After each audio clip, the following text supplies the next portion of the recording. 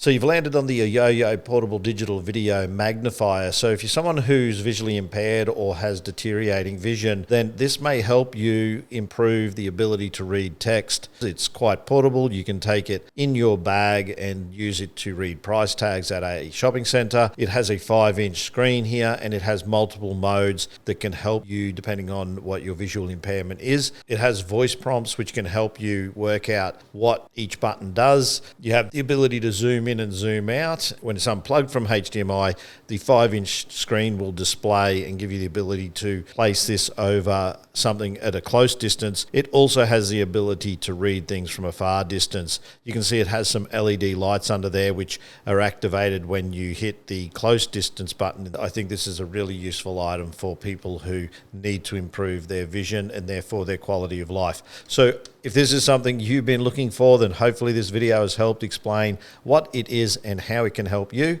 and I'll see you in a future video.